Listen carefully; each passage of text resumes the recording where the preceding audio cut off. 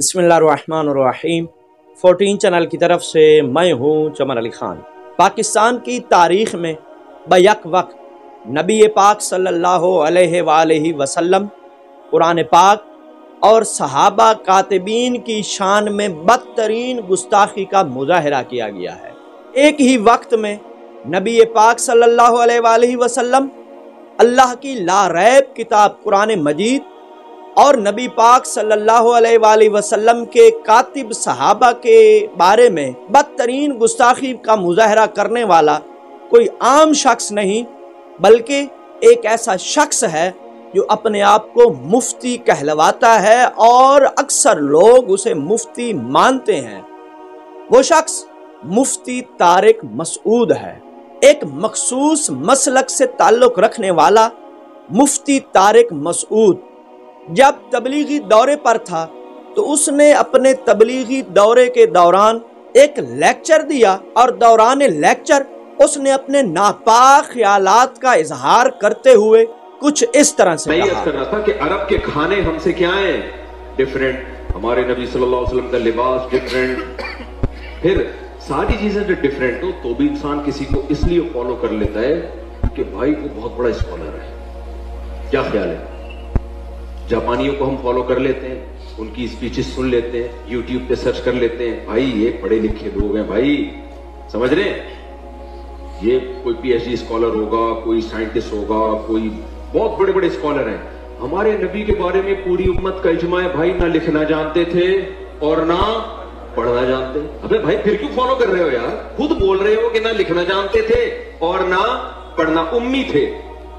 मा तखुत्तुहु बियमीनिक, कुरान कह रहे हैं मोहम्मद सल्लल्लाहु अलैहि वसल्लम जो कुरान पेश कर रहे हैं, एक लफ्ज भी इनके दाएं हाथ ने कभी नहीं लिखा, एक लफ्ज नहीं लिखा। जैसे ही आयत नाजिल होती, आप कभी ज़ैद इब्ने साबित को बुला रहे हैं, कभी किसी और साहबी को बुला रहे हैं, भाई लिखो लिखो। और देखो हमारे नबी सल्लल्लाहु अलैहि वसल्लम जब कुरान लिखवाया ना, तो चूंकि आप लिखना पढ़ना नहीं जानते थे, तो बाज दफा कातिब से ग्रामर की गलती हुई लिखने में, हमारे नबी ने उसकी करेक्शन नहीं की। आपको नहीं पता चला कि ग्रामर के लिहाज से ये गलत लिखा हुआ है, वो अब तक उसी तरह लिखा हुआ है। समझ रहे कि नहीं समझ रहे?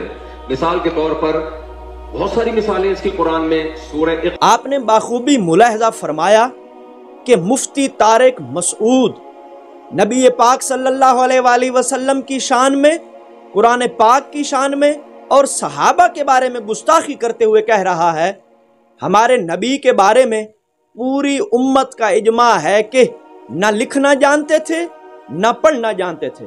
ये उसने नबी पाक सल्लल्लाहु अलैहि वसल्लम की शान में बदतरीन गुस्ताखी की है। और न सिर्फ इसने नबी की शान में गुस्ताखी की है, बल्कि इसने उम्मत के बारे में भी बहुत बड़ा झूठ बोला है कि पूरी उम्मत का इजमा है। उम्मत का इजमा बिल्कुल नहीं है। सिर्फ मुफ्ती तारिक जैसे गुस्ताखों का ये मानना है और कहना है कि नबी ना लिखना जानते थे ना पढ़ना जानते थे।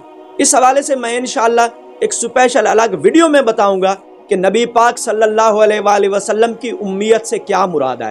अलबत्ता यहाँ मैं सिर्फ एक बात की जानिब मुतवज्जह करूंगा कि वो हस्ती जो पूरी कायनात को तालीम देने के लिए आए हूँ और क़यामत तक के लोगों को तालीम देने के लिए आए हूँ, ये कैसे मुमकिन है कि वो हस्ती खुद लिखना और पढ़ना न जानते हों? ना लिखना एक अलग बात है और लिखना न जानना एक अलग बात है। नबी पाक ने अपनी जिंदगी में कभी कुछ नहीं लिखा, तो इसका मतलब ये तो नहीं है कि वो लिखना नहीं जानते थे। और अगर इस दुनिया के किसी आदमी से वो नहीं पढ़े, तो इसका मतलब ये तो नहीं है कि आप पढ़ना न जानते थे। वो हस्ती जिसे खालिक के कायनात ने तालीम दी हो, उसे दुनिया के लोगों से पढ़ने और लिखने की क्या जरूरत है? और वो गुस्ताखी जो उसने कुरान के बारे में भी की है और सहाबा के बारे में भी की, जैसा कि आपने वीडियो में सुना कि उसने कहा बाज दफा कातिब से ग्रामर की गलती हुई लिखने में, हमारे नबी ने उसकी करेक्शन नहीं की। आपको नहीं पता चला कि ग्रामर के लिहाज से ये गलत लिखा हुआ है, तो अब तक उसी तरह गलत लिखा हुआ है। फिर ये गुस्ताख मुफ्ती कुरान पाक की कुछ आयात को पेश करता है कि जी ये देखें, इसमें ये ग्रामर की गलती है। इस मुफ्ती से पहले कभी किसी मुसलमान को ये जुर्रत नहीं हुई थी कि कोई ये कहे कि कुरान पाक में ग्रामर की गलतियां हैं, क्योंकि कुरान पाक तो ला रैब फीह है, उसमें तो गलती है ही नहीं। ہمارے سمجھنے میں غلطی ہے، قرآن پاک میں کوئی غلطی نہیں ہے۔ وہ کتاب جسے اللہ نے بنایا ہو، وہ کتاب جو اللہ کی بنی ہوئی ہو، وہ کتاب جسے اللہ نے تخلیق کیا ہو، اس میں کیسے غلطی ہو سکتی ہے؟ کلام خدا میں کیسے غلطی ہو سکتی ہے؟ اور پھر اس خبیث کی غلطیوں کا جواب خود اسی کے مسلک کے منظور مینگل نے دیا ہے، اور وہ جواب سوشل میڈیا پہ موجود ہے۔ اور صحابہ کے حوالے سے اس نے کیسے غلطی کی کہ صحابہ پہ اس نے الزام لگایا کہ نبی جنہیں بلا بلا کے کہتے تھے کہ آیات لکھو، وحی لکھو، وہ لکھنے میں غلطیاں کرتے تھے۔ اور بھائی نعوذ باللہ من ذالک، اگر وہ لکھنے میں غلطیاں کر رہے ہوتے تو حضور انہیں کیوں لکھواتے؟ تو یہ بذات خود اس کا بیک وقت صحابہ پر بھی حملہ، یعنی صحابہ کی بھی گستاخی، قرآن کی شان میں بھی گستاخی اور نبی کی شان میں بھی گستاخی۔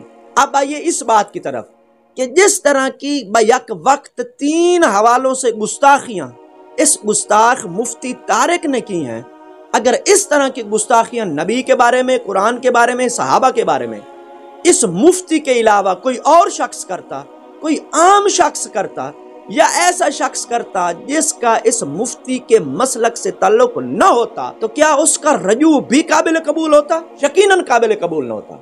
بہت سارے ایسے لوگوں کو صرف گستاخی کے شبے میں مار دیا گیا ہے، اور اس مفتی کے حوالے سے کھلم کھلا کوئی یہ کہنے کے لیے تیار نہیں ہے کہ طارق مسعود نے گستاخیاں کی ہیں، جبکہ مسلم بات ہے کہ اس نے گستاخیاں کی ہیں۔ اس نے نبی کی شان میں، قرآن کی شان میں اور صحابہ کے بارے میں گستاخی نہیں کی تھی، تو پھر اس نے رجوع کیوں کیا ہے؟ اس گستاخ مفتی طارق کا رجوع کرنا بذات خود اس بات کا اعتراف ہے کہ اس نے نبی پاک کی شان میں، قرآن پاک کی شان میں اور صحابہ کے بارے میں گستاخی کی ہے۔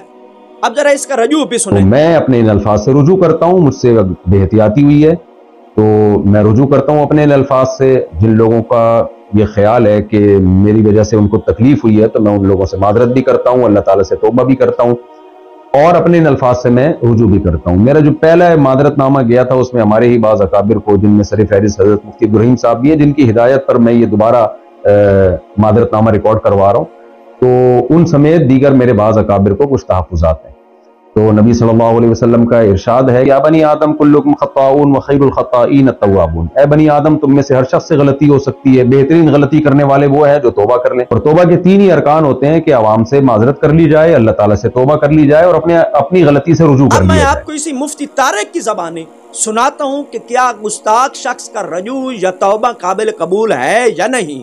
خود اسی مفتی طارق کا ایک ایسا کلپ میں آپ کو سنا رہا ہوں جو کہ کچھ مدت پہلے کا ہے، کچھ عرصہ پہلے کا ہے، ذرا وہ سنیے۔ لیکن چونکہ گورنمنٹ نے ایک لا بنایا ہے کہ ایسا نہ ہو کہ لوگ پیغمبروں کی گستاخیاں کرتے رہیں اور بعد میں جب پکڑے جائیں تو کہتے ہیں ہم نے توبہ کر لی، تو ایسا نہ ہو، کیونکہ ہمیں تو نہیں پتا دل سے کی ہے اوپر اوپر سے کی ہے، تو اس لیے جو گورنمنٹ لا ہے وہ یہی ہے کہ اگر کوئی شخص کھلے لفظوں میں پیغمبر صلی اللہ علیہ وسلم کی گستاخی کرے گا تو وہ توبہ اگر کرتا ہے تو اللہ تو دل کے حالات جانتا ہے، لیکن گورنمنٹ پھر پابند ہوگی کہ اس کو سزا دے تاکہ یہ گستاخیوں کا دروازہ بند ہو جائے، ورنہ لوگ اس کو بہانہ بنا لیں گے نا، گستاخیاں کرتے رہیں گے اور پھر کل کہیں گے ہم نے توبہ کر لی ہے، پھر کوئی بدتمیزی کرے گا کل کہے گا ہم نے توبہ کر لی ہے۔ ایک گستاخ شخص کی توبہ یا رجوع قبول ہے یا نہیں، خود مفتی طارق کی زبانی آپ سن چکے ہیں کہ وہ ہمارے لیے قابل قبول نہیں ہے، اور جیسا کہ آپ سن چکے ہیں کہ وہ کہہ رہا ہے کہ گورنمنٹ کو ایسے شخص کو سزا دینی چاہیے، لہذا ہمارا حکومت پاکستان سے، ریاست پاکستان سے یہ پرزور مطالبہ ہے، اس گستاخ مفتی طارق نے جو گستاخیاں کی ہیں اس کو اس کی ان گستاخیوں پر سخت ترین سزا دی جائے۔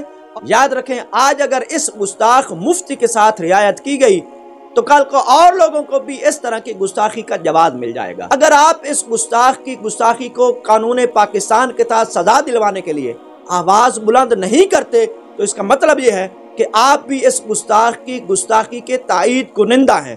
خداوند متعال ہر گستاخ قرآن اور گستاخ نبی کو نیست و نابود کرے، آمین ثم آمین۔